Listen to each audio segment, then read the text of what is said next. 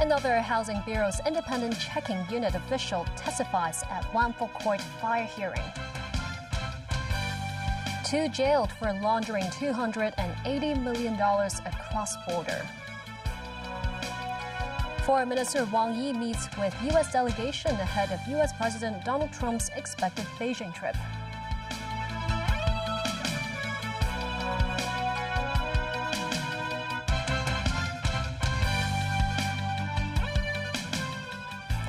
Good evening and thank you for joining us.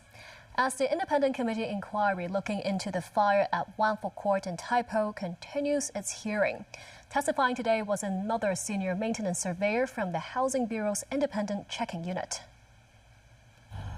The second senior maintenance surveyor to take the stand from the Housing Bureau's independent checking unit was Nick Young, who has the minor works team. He said under the current mechanism, there is no requirement for regular inspections unless they receive complaints and inquiries. But complaints raised by residents about scaffolding netting and foam boards used to seal windows do not fall under the minor works team's responsibilities, according to Young. He said these should be handled by the inspection team, which includes another ICU senior maintenance surveyor, Ku Siu Ping, who testified on Wednesday. Young described this as a division of labor. On the renovation works at Wample Court, the ICU received 48 minor works applications. Senior counsel Victor Dawes questioned why such large-scale repairs involving scaffolding and the fire risk posed by combustible materials surrounding the building were still classified as minor works. Young explained the classification is determined by the site monitoring unit, which mainly oversees new construction, demolition, alterations, and additions. He added large-scale maintenance typically follows the original design with minor surface changes, making it less complex, and therefore categorized as a Class 2 minor project. Still, he acknowledged that when work extends to an entire building, the risks become significantly higher. On the issue of temporary openings in the rear staircase, Young said his unit believed the openings were windows with temporary protective measures and did not think they were used for access. When shown a photo indicating the opening had a lock and warning signs advising against climbing out, Young was asked whether the boarded-up window had gone beyond a protective function. He said they initially thought it was simply a damaged window. He acknowledged that such openings are clearly illegal and that the current system has serious flaws. 2 women in their 60s have been convicted of money laundering after transporting a total of $280 million in cash into Hong Kong from the mainland. The case was heard in the district court. One woman who entered Hong Kong 692 times in a year was sentenced to 58 months in jail. The other, who once entered the city 111 times over a 2-month period, was sentenced to 36 months in prison. They said they were carrying the money for third parties. The judge said the 2 were not the masterminds, but their crimes allowed black money to flow into Hong Kong. The case marks the first time Customs has prosecuted travelers under the Cross-Boundary Movement of Physical Currency and Bearer Negotiable Instruments Ordinance since it came into effect in 2018. Financial Secretary Paul Chan says Hong Kong is working with an international organization for mediation headquartered in Hong Kong to study the creation of a dedicated panel of mediators for commodities trading disputes. For the first time, Beijing's 15th five-year plan highlights its support in building a commodities trading ecosystem in Hong Kong. Commodities include bulk-traded raw materials such as gold, silver, agricultural products, and fuels. Speaking at the LME Asia Metal Seminar 2026, Chan said the proposed panel under the International Organization for Mediation will provide a neutral, expert-led mechanism to handle disputes across the entire commodities value chain. They include upstream mining and production, midstream trading and clearing, and downstream warehousing and delivery. This will provide neutral, export-led mediation mechanisms for disputes arising across the commodities value chain. This initiative complements our strategy to develop Hong Kong into a leading gold and commodities trading hub and helps facilitate cross-border transactions, mitigate risks, and strengthen market confidence among global market participants. Chan adds that Hong Kong is rolling out multiple measures, including legislation in the first half of this year, to offer tax concessions for commodities traders to set up in the city. Meanwhile, Hong Kong Exchanges and Clearing is expected to relaunch gold futures trading. It was halted more than a decade ago due to low turnover within months of its earlier launch. Undersecretary for Financial Services and the Treasury Joseph Chan says integrating gold futures with physical gold trading and storage would help attract investors. He notes that as the ecosystem grows, Hong Kong's pricing power and market influence will increase over time. China's top diplomat on Thursday met with a U.S. Senate delegation visiting Beijing. This ahead of President Donald Trump's expected trip to the country. Foreign Minister Wang Yi says face-to-face communication is the starting point for building trust between the two countries, while American senators urge stability and cooperation. Gloria Feng has more. Chinese Foreign Minister Wang Yi greets the U.S. bipartisan congressional delegation at the Great Hall of the People earlier today. This meeting comes ahead of U.S. President Donald Trump's anticipated upcoming trip to Beijing on May 14th and 15th. Addressing the U.S. delegation, Wang says direct dialogue increases mutual understanding between the two countries and that President Xi Jinping and Trump have spoken and met many times. We are willing to work together with the U.S. side to put into practice the consensus reached by the two heads of state so that China-U.S. relations can truly stabilize and improve, benefiting both countries and the world as well, Wang says. Head of the delegation, U.S. Senator Steve Daines, says the U.S. seeks to de-escalate, not decouple, and wants mutual respect, referencing Wang's meeting with Iran's Foreign Minister Abbas Araghchi. I want to thank you for the meeting that you had yesterday with the Iranian Foreign Minister. You are working to de-escalate tensions, to bring peace to the Middle East, to open up the Strait of Hormuz. And I want to thank you for your personal effort yesterday to that end, to help us bring together a peaceful outcome from the current conflict in Iran. Daines also says he hopes the upcoming meeting between Xi and Trump will bring new Boeing jet purchase orders.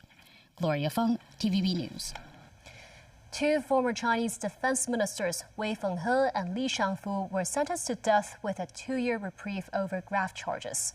All their personal properties will be confiscated.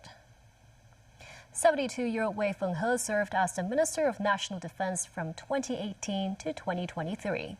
He was succeeded by Li Shangfu, who was removed from office within a year. An aerospace engineer, Li Shangfu worked in the People's Liberation Army's Xichang Satellite Launch Center since 1982, having overseen multiple rocket launch missions before he moved to serve as a deputy director at the PLA General Armaments Department. In mid-2024, he was expelled from the Chinese Communist Party following corruption charges.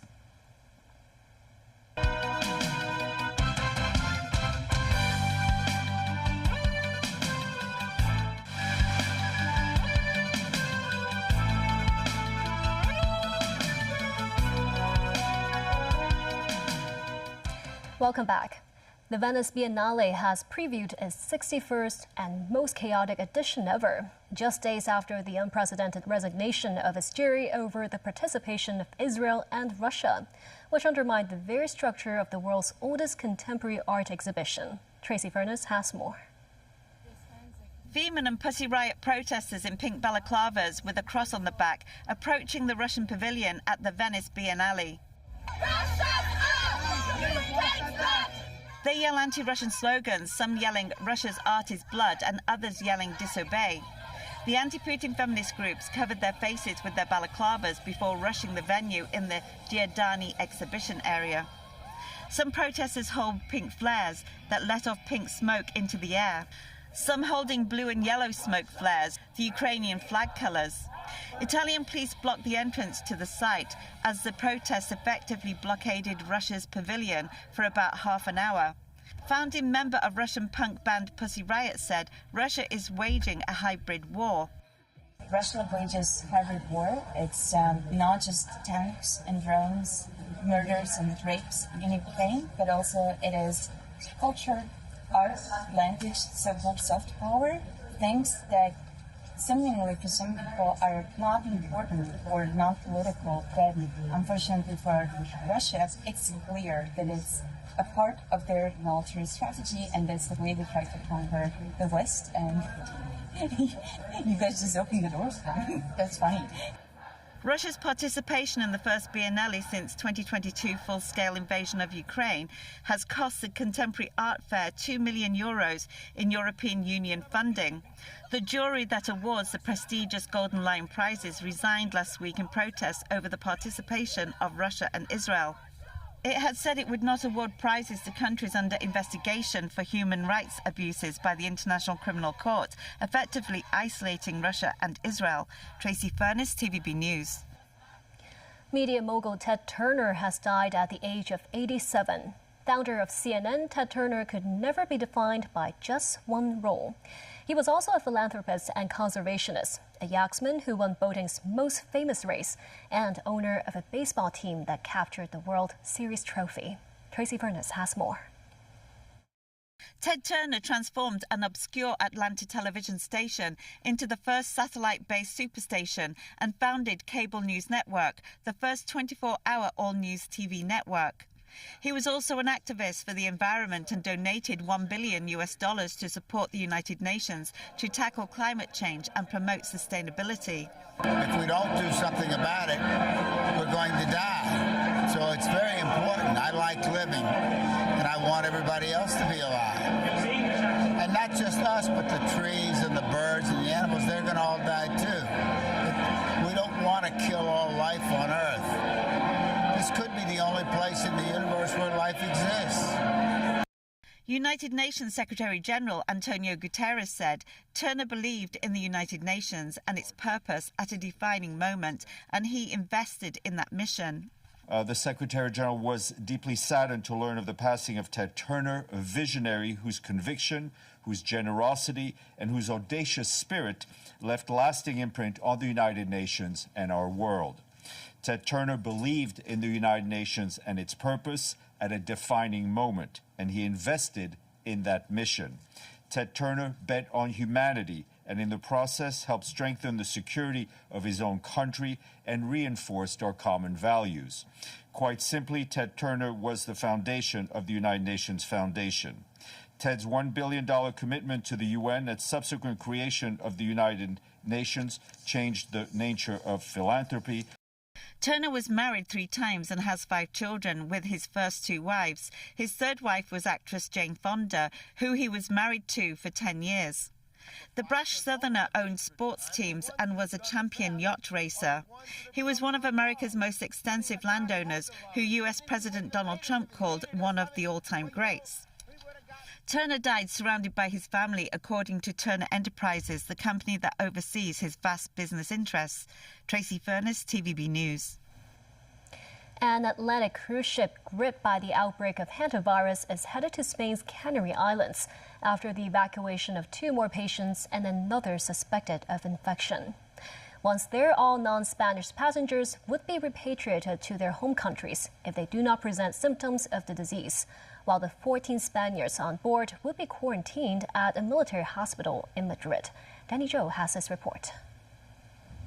The Dutch-flagged cruise liner MV Honduras, at the center of the hantavirus outbreak, got marooned off the coast of Cape Verde on Wednesday with nearly 150 passengers and crew aboard. The disease has already caused 3 deaths, a Dutch couple and a German national, with 1 body still on the vessel.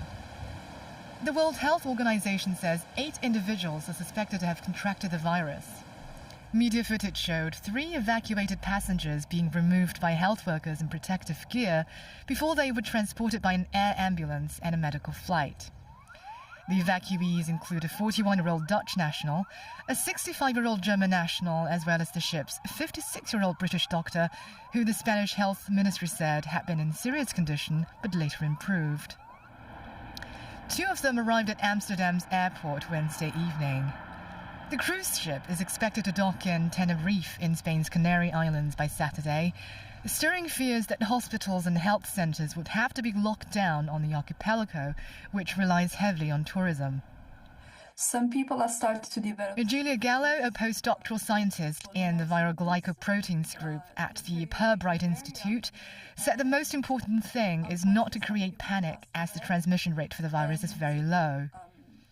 This, as the WHO said, the variant detected among passengers can spread between humans only through close, prolonged contact. A top epidemic expert at the health agency has assured the public that the hantavirus outbreak was not the next COVID pandemic. This is not the next COVID, but it is a serious infectious disease. So early information, accurate information is critical, knowing what your actual exposure might be, and most people will never be exposed to this. A hantavirus found in South America called the Andes virus has caused over 100 infections since last June in Argentina, where the MV Honduras ship to Antarctica began its journey. Officials and experts there are racing to determine if their nation is the source of the deadly disease, amid reports that a number of passengers have returned to their countries. Argentina is sending genetic material from the virus and testing equipment to help Spain, Senegal, South Africa, the Netherlands and the UK detect it. Danny Zhou, TVB News.